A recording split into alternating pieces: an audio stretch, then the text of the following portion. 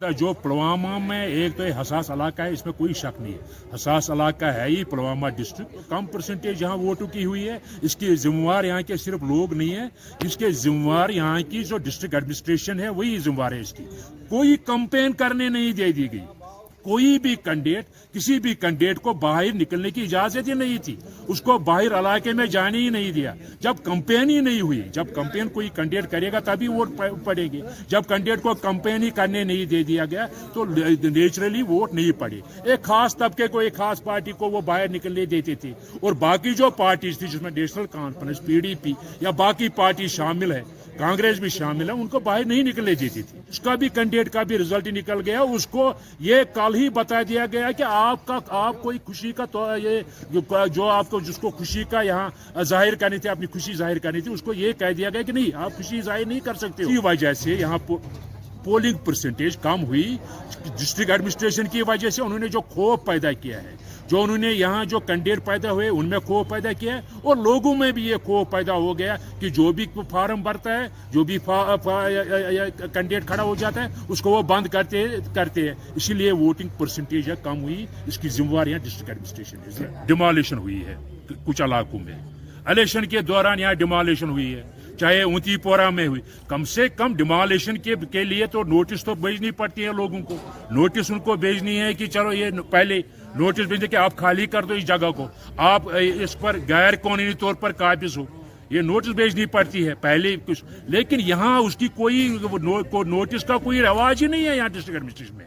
यहाँ निकलते हैं रात के अंधेरे में या सुबह निकलेंगे फोर्स के साथ, घरों में लोग बैठे होते हैं, ऊपर बैठे होते हैं, नीचे से बुलडोजर चलाया जाता है। यहाँ जो तुर्कमान गेट दिल्ली में मिसाल है तुर्कमान गेट की, यही मिसाल यहाँ कायम की जा रही है। इतना ही नहीं है कि जो भी सियासी लीडर है, जो भी यहाँ भी किसी भी पार्टी के साथ मुंसलिक हो, चाहे खासकर नेशनल कॉन्फ्रेंस के साथ, पीपल्स डेमोक्रेटिक पार्टी के साथ या दूसरी अपोजिशन पार्टियों के साथ, उनको इस तरह से वहां से हाउसिंग कॉलोनी से निकाला गया बगैर किसी नोटिस के। उनको नोटिस भी नहीं दे दी गई। ऐसी आ गई रात के 11 बजे, चलो खाली कर दो। ये समझ में नहीं आता है कि यहाँ कौन सा राज चल रहा है। यहाँ पुलवामा में ये जो डिस्ट्रिक्ट एडमिनिस्ट्रेशन काम करती है, ये कैसे काम करती है। यहाँ जो उन्होंने कानून को बालाई ताक रखकर यहाँ वो काम करती है।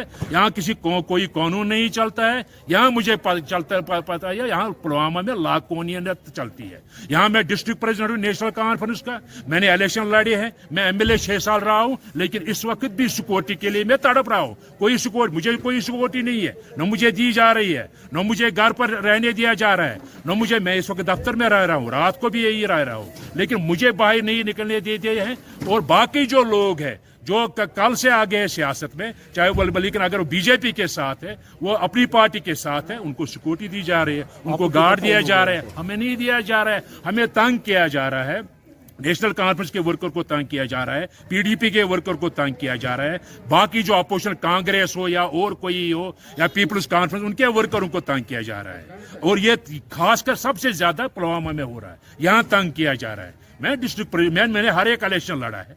मैं 6 साल एमएलए रहा हूँ, मैं नेशनल कॉन्फ्रेंस में मैं डिस्ट्रिक्ट प्रेसिडेंट भी रहा हूँ, और मेरे जो वालिद साहब है वो भी एमएलए रहे हैं, उसको भी मिलिटेंटों ने मारा है। और मुझे लगभग 2, 4, 5, 10 हमले भी हुए हैं, लेकिन फिर भी मुझे सिक्योरिटी नहीं दी जा रही है।